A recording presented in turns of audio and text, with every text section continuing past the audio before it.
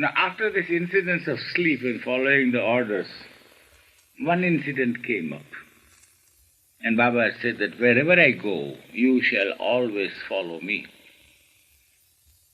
What are the words? Wherever I go, you shall always follow me.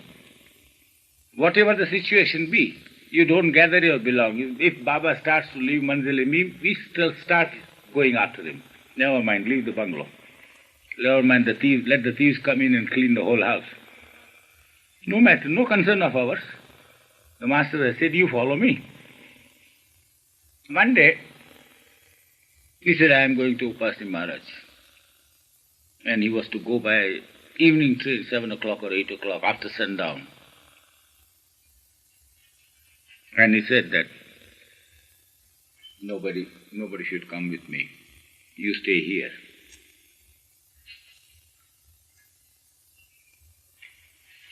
The orders were, you shall follow me wherever I go. He issues another contrary order, don't come and I go. Right? I am going to Padri Maharaj, but you shall not come with me. Regarding this point, we got the explanation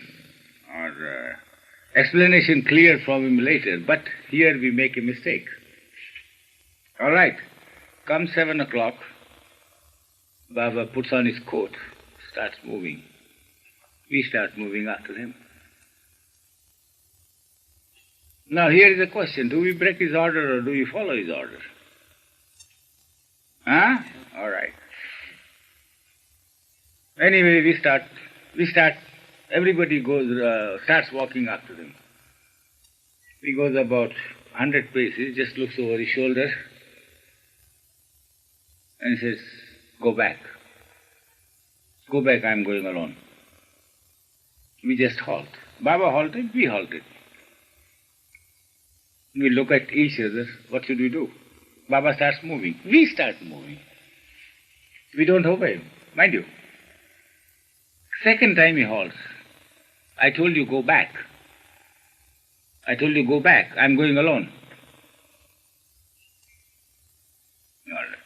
The second time we just listened, come back.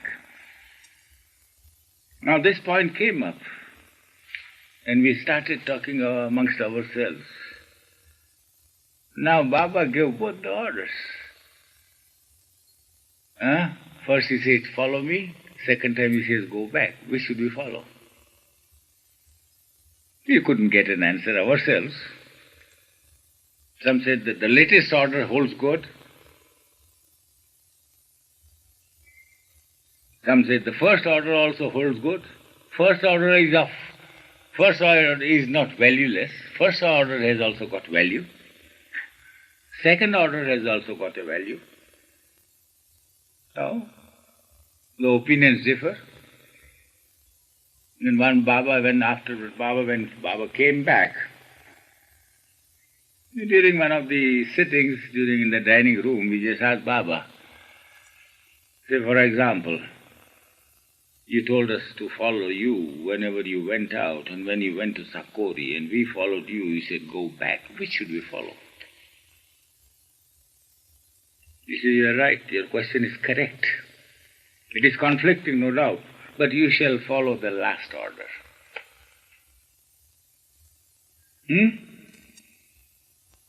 But that would not mean that first order has got no value at all. But you shall follow the latest order. When I tell you to go back, you shall go back. So, this kind of teaching, small incidents, mind you, the small matter-of-fact, everyday life incidents, just taught us all. If you made a slip, you're hauled up. The lesson taught, forgotten, everything just the same, back again. In like manner, supposing he told me in the morning, Padri, you shall never go to Nagar. All right, Baba. Yes, Baba. At 10 o'clock says, Padri, go on, take your bike and go to Nagar. I don't have to remind him, Baba, you told me in the morning that I should not go to Nagar. That would be absolutely foolishness on my part. And supposing I did, we did mistakes. Baba, you told me not to go to Nagar in the morning. You would say, don't I know that? Who had given you the order? It was I, didn't I? Huh? I know that. Go on. Take your bicycle. Go to Nagar. I was not wrong. Huh? I was not wrong. But it behoves me to say that. Had I not said it, supposing I had taken the bicycle and started for Nagar, you would have hauled me up again. What did I tell you in the morning? Not to go to Nagar. Why are you going to Nagar? You see, that's the clearest way of master. No answer. No answer. I can't, flare up at him that you told me to go. I'm not going on my own volition. I can't say that. A slave won't answer the king back like that. Baba, you told me to go. Yes, but why did you not tell me? Why did you not remind me that I told you in the morning not to go to Nagar? No. No. Discipline and the respect to the master says, you shall not say that. Many a times we have made that mistake. Baba, you had said something like that. You said, don't I know it? Have I forgotten it? I know it. But still I am asking you. Go and answer it. Do it. So the thing to do would be just to go to Nagar? Definitely. Just without saying it? Definitely, yes. See, but to work on our mind and work on our sanskars and to teach us, you just, again, he's a king after all. He can say us anything. You don't answer him back. If you had genuinely forgotten his order in the morning, you could say, yes, Baba, I forgot that you had told me not to go. Then you say, don't forget my order. Don't take it lightly. My orders are there for life, and you shall obey it. When I say something, it is not just what you say. It has not just flown out of my mouth. It has come out from something else. Remember that. You understand? So, in this manner, we were taught by the master. And as I repeat again, master was fire. What was Baba's voice like, Padri? Well, till date I have never heard a voice like him. Everybody has got a different voice, you know. Well, I don't know the technical terms, that high timbre and bass and soprano, and I don't know what that is. Well, so for one thing I can assure you, I haven't heard any human being nearing that pitch. Yes, pitch I'll say. No, sir. Nobody yet.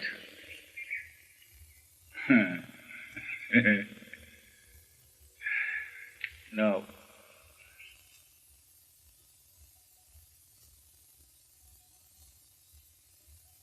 Padri, shortly after leaving Mandali, didn't you go on a walking tour with Baba? The second time, in 1924. What was it like to be on the walking tour? Ramju nearly died. And, well, I can say, Pendu was so thirsty that his tongue lolled out, and he would go often to Baba and say, Baba, give me water. And Baba would just dole out a little water. But during that time, while we were traveling, there was a mistake made by one of the Mandali. I told you that Gustaji's brother was a very mischievous one. And he would poke his nose here and there. In the very beginning, Baba had said that, come on, let us stick to the railway lines and go to our destination. We are bound to reach our destination. Don't try to go off the beaten track or any place, you know. All right, we started. Now, while we were walking, most of our belongings were carried on our back. Few requisite clothes and bedroll, blanket and bedsheet thrown over our shoulders, a few faggots, raw dal and rice, everything. Baba himself carried his own quilt We had a cap on our head. And while walking, the Hindus had got to speak Ram, Muslim, Allah, and Parsis and Iranis Yazdan. While walking, you don't talk amongst ourselves, but take the name of Yazdan, Ram, and Allah.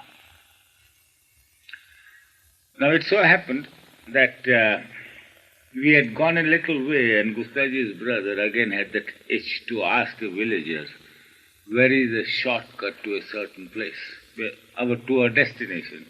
He said, well, you're almost there, go by this way and you will be nearer to your destination. And he runs up to Baba and says, Baba, this is a shorter cut, can't we take this instead of going by the railway lines? Baba says, all right, come on.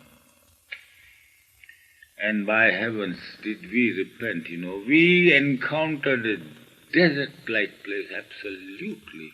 Our feet sank. Many people got blisters on their feet. We had load on our backs, little, light, but not being used to marching like this, No food, nothing at all. No tea, nothing at all in our... We used to eat at 12 o'clock, the first meal of the day. So there was no food in our bellies. All right. And did we repent? And it was hot. We were carrying water bottles. Water canteen, you call it, like the army one. Everybody had it. Baba said, you shall not drink out of it till I give you the order. And now getting stuck into this desert place, we were thirsty. Baba wouldn't allow us to drink water. Nobody dared ask. But while marching, we said, Baba, one of us said that, Baba, let us rest a little here. We'll start marching again. You could just say, he told us, if you want rest, just tell me. We'll rest 5, 10 minutes, 15 minutes and start walking again. And then, during one of these halts, he said, take a gulp, take 1 or 2 gulps from the canteen, wet your mouth and spit it out. Don't drink it. Don't drink it. Now our tongues are lolling out. The water is just in our mouth and yet we could not drink. That's his teaching. That was his teaching. Very strict. No, you shall not drink on an empty stomach. You shall not drink plenty of water on an empty stomach. It is bad for health. That was right. That was correct. But the agony we suffered, we have water in the mouth and yet we could not drink. And there he gave the explanation about one of the disciples of some perfect master. See, the story goes that he was so thirsty that somehow or other someone gave him a cup of water. He was about to take it to his lip, and one bird comes and flicks that cup off his hand. See? And still, that means he still goes thirsty. Then he started explaining to us. And he says, what if you die? What if you die of thirst? You will die in the cause of God. Huh? You will die by my orders. I am responsible for that. That's true, but would it go into our head? What we wanted was water and not God. Normal mind. A thirsty man would want water, not God there. Yeah, you understand? But then, at the destination, just before the destination, Ramju was absolutely a goner, almost a goner. He was just doing Allah, Allah, as if he is gasping for breath. Allah, Allah. And there was another Hindu, Ram, you just clearly call out Ram, as if entreating Ram, I was thirsty too. I won't boast that I was not thirsty, but I kept mum. I suffered in silence. When we almost reached the destination, it was very, very bad. Baba gave him water. We halted. And mind you, Baba did not eat during that time. He only took tea. Tea from anywhere. not tea brewed by us, tea from any hotel. So that would be anything, which you wouldn't call tea. Then Baba gave water, but the thirst wouldn't go. The tongue was so dry, and the belly full of water, yet the thirst could not be allayed.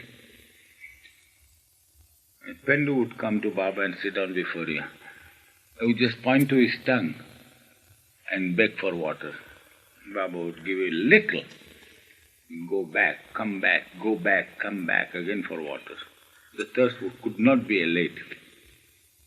That was our travel on foot by Baba.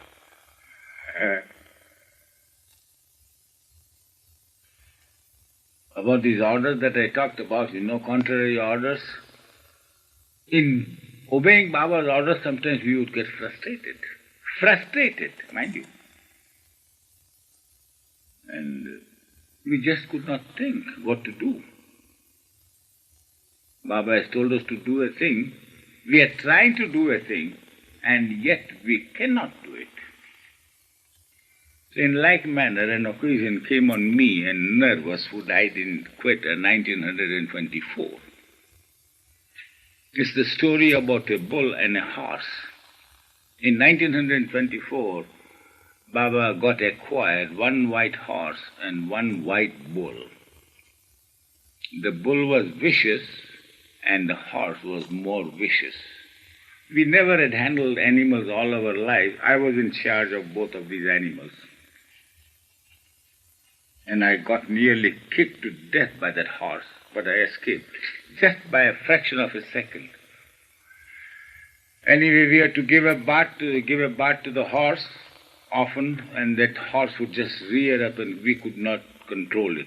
Then later on somebody showed us a trick how to tie that bit around its lower jaws, and then we could control it a little. Even then a horse has got tremendous strength than us, even two men could not control, and the bull was absolutely uncontrollable. The time comes in the month of May, beginning of May, or end of April, hot months, the hottest months of the year, pre-monsoon. Baba tells me and Nervous to take this bull and the horse and deliver it to Upasi Maharaj, about 40-50 miles from here. And preparations are made to go to Quetta. The Gavar's father, Rustam, has invited Baba again, the second time, to come to Quetta. So preparations are afoot.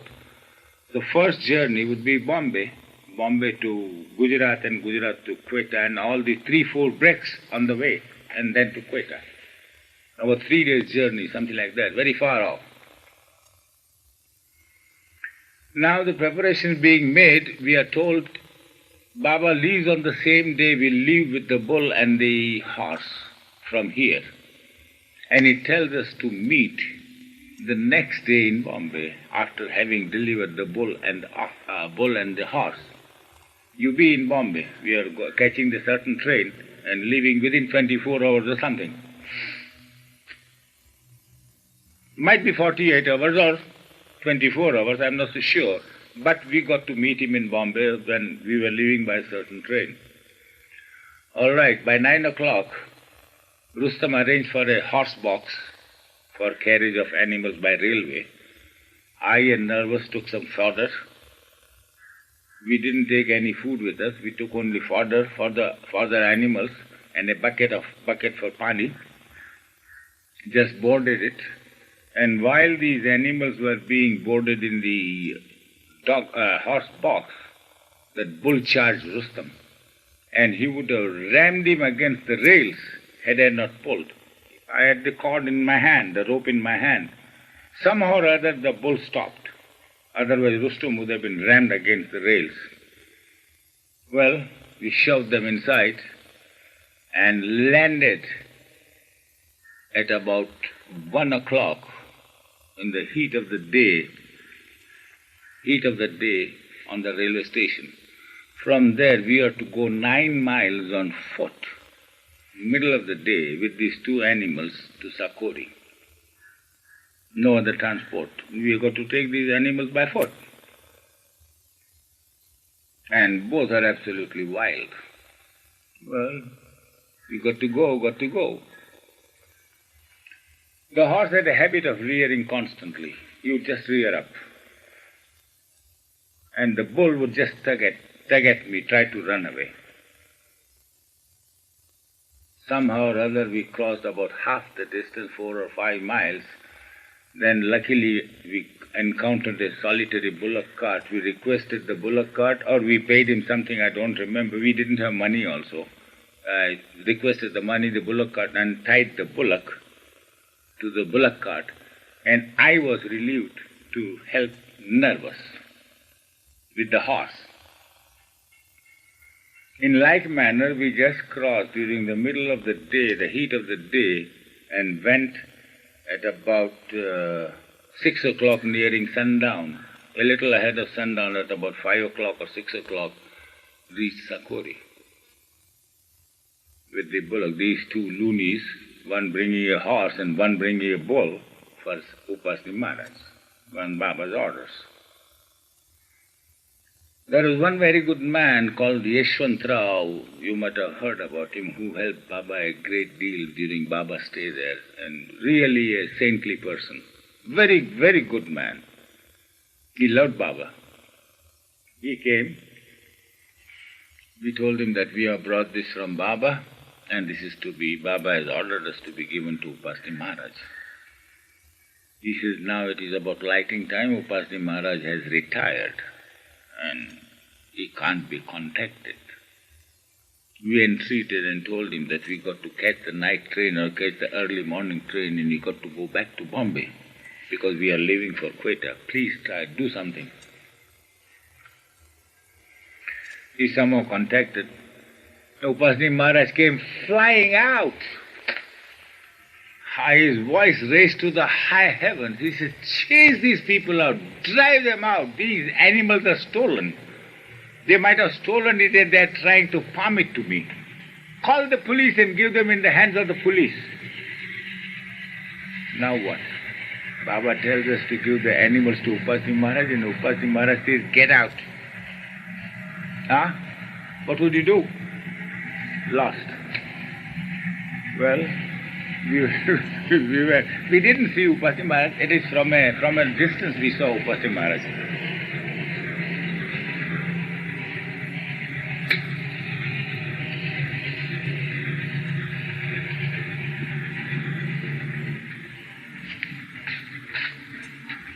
No, you see, however much I explain, the life is to be lived.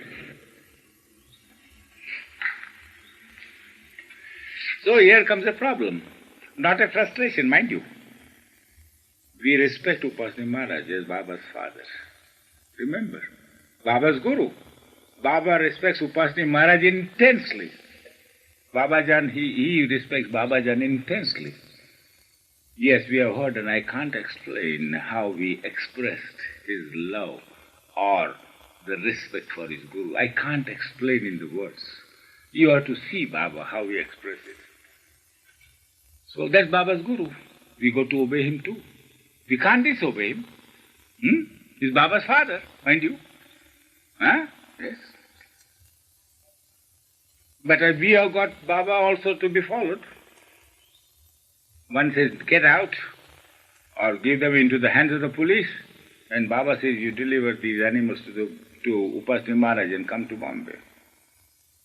Yeshwantrao, that man, the liaison officer there, he pacified us, gave us some food, gave us some dinner. He said, never mind, you sleep for the night. We had to catch the night train, mind you. Never mind, you sleep for the night, and we'll talk to Upasni Maharaj again. Maybe he has cooled down, quietened down. We'll talk again. All right, we sleep. In the morning, he again flags, Upasni Maharaj again flags, chase them out. Haven't you called the police? I don't want them. Tell them to get out. In the night, I am nervous, you see. I had a mind. Some thought occurred to me. Go and leave these animals and buzz off, walk off. Second thought, no, that wouldn't be delivering the horses and the animals to Upasni Maharaj. It's not literal following. Baba said, deliver, not leave. That would also be wrong. All right. So we passed the night. In the morning, Upasni Maharaj again flew. Chase them out. Go on. Throw them out.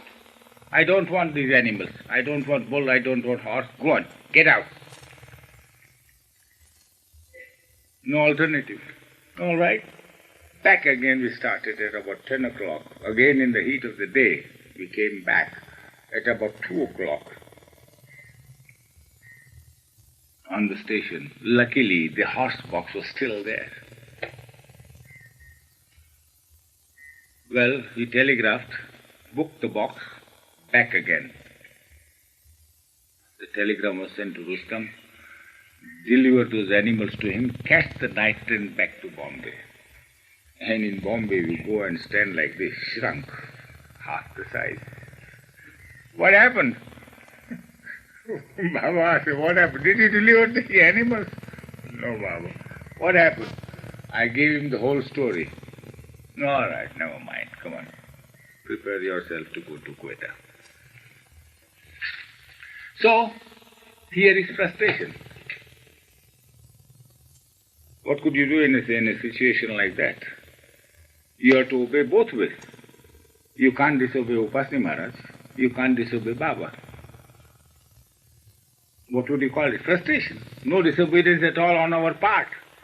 Yet, we could not execute the order of one. You see? So we came back. Baba said, all right. He just laughed. All right, come on. And we went to Quetta. Where frustration or when these obstacles come in and where you couldn't follow the order, Baba forgave. So, many times frustrations came, many a time laxity on our part also came, no doubt. You understand? Slips by us, he hauled us up. Anyway, to live with a master is no joke.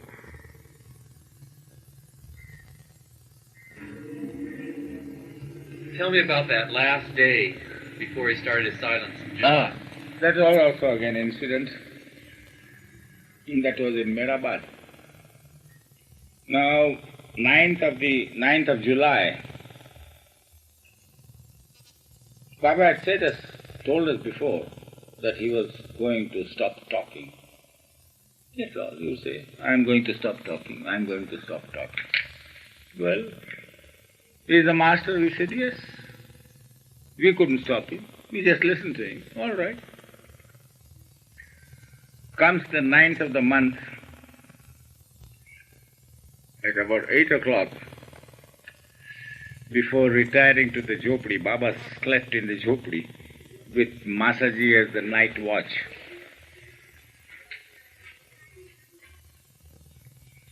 At about 8:30, he says, all right, boys, all right, you. From tomorrow, I'm not going to talk. Don't worry about it. Nothing unusual is going to happen. All the work, all the routine will run smoothly. Everything will run smoothly, just don't worry about it. All right? Now, one last warning before I go. Whenever you go out, these are open fields, almost like jungle, you know. You have never lived here. There are snakes and scorpions around, but snakes also there. You always shall carry a lantern and protect yourself from the snakes. See that you don't get bitten by the snakes. If you are bitten by the snakes, I am not going to help you. I'll save you from any calamity under the sun. But if bitten by the snake, I am warning you again, if bitten by the snake, I will not be able to help you. Clear warning. Clear warning. We never asked him why, but he said, I will not be able to help you. So you take care. All right, now I'm going. From tomorrow, you'll find me silent. All right. We just talked amongst ourselves. Will the business of ours, will the business of Baba be conducted all right? Will everything run smooth? Baba says yes, it will run smooth. Well, let us see. Just talked about 5-10 minutes. Then everybody prepared to retire, including myself. I took a lantern, went out to Peru. I had gone hardly 15-20 steps, and right across my path I see a snake. I could recognize it from the belly. The belly of the snake is white. I just halted in my tracks and called out snake. The Mandali heard me and came out with sticks. And it was really a snake, and we killed it. So there was plenty of noise. Do this, do that, hit here, hit there. And the voice, all our voices went to Baba, who had already gone to Jhopri. He comes back. What happened? He asks. We killed a snake, Baba. Who saw it? I said, I saw it, Baba. Where did you see it? I was going to Pirul and I saw it lying across my path. Look, had you a lantern? Yes, Baba. I saw it in the lantern light.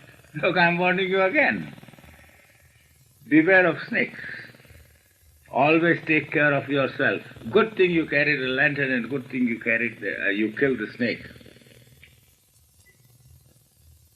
Take care of yourself. Nothing is going to happen. Again he pacified us. Again he just said, everything will run smoothly. I'm going. The next day, absolutely quiet. Nothing. One day, in like manner, he had said that whenever you see a snake, kill it. And then he explained why, the reason why a man should kill the snake. He said, during the evolution, the snake form is such, like a knotted rope, like an entangled rope, which you cannot undo, which you cannot unwind. This form is such. So, this is the snake form. And only human beings have the privilege of killing it. If a human being kills it, that knot, that entanglement unwinds itself, and the soul is on its way. That's why you can kill it. Creatures that hurt the human beings are authorized to kill it. Otherwise, you are not allowed to kill it. So, one day, this building was built in 1948. It might be the late 30s. That at about 3 o'clock or 4 o'clock in the afternoon, one snake came near the tap, just going away.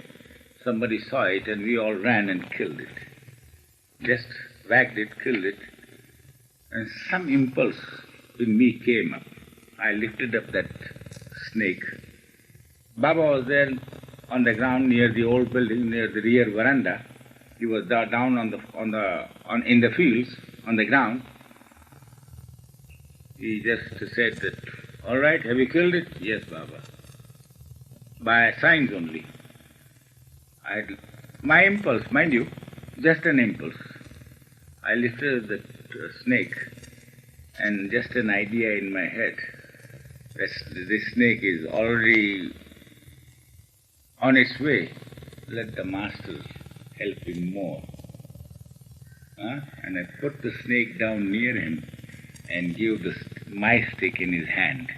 Here, Baba, you finish the job. With the same idea, the idea in my hand. He took the stick from my hand and crushed the head. I was intensely happy. He crushed the snake himself. He did it. The intention being good, that you help this soul. We have killed it, what do you help him a little? You help him more. My idea was that, you help him more, some more, and you can help him the most. So I gave him the stick. Just gave him the stick. I didn't say anything. I didn't say a word, mind you. I put the snake down, stretched my hands to give him the stick. He took the stick from my hands, crushed the head, gave the stick back to me, and I threw the snake away. That's a lucky snake. Lucky snake, that's the word, correct word for it. Yeah. Now, what was its next birth? I don't know. I can't understand. How far it was flung in evolution, I cannot say. But it was definitely helped by the Master, by God Himself. By God Himself. Well, that again is destiny. That snake, that particular soul was destined to receive the blessings of the Master, God-man. And he got it. Out of millions of snakes under the sun, only one got it. That's the destiny, that's how it works.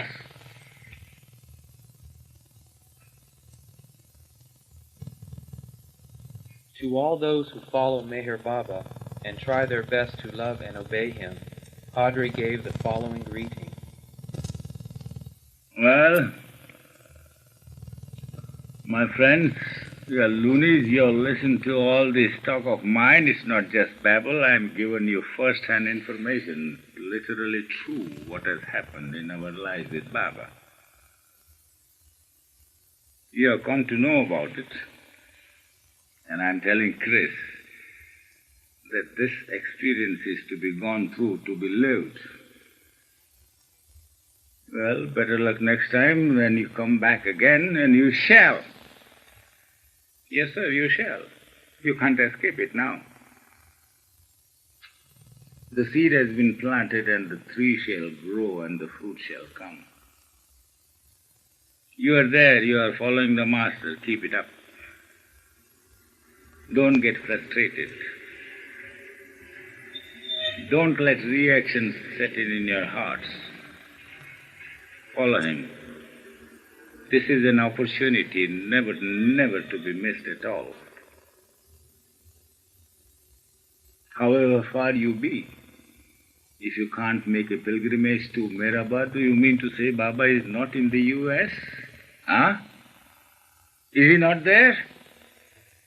Certainly he is there. He is eternally with you.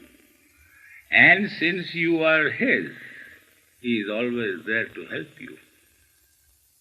He always used to say, you remember me, and I am always there. I am always there. He is eternally there. God is, remember, don't forget.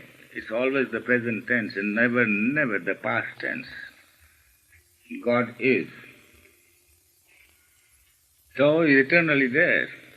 Well, I'll grant you, you have got your own ideas. You have got your own beliefs. But as I said in my recording here, never think that you have progressed in the first plane or the second plane. Never do that. It's a subjective experience you have got to gain. You will gain it.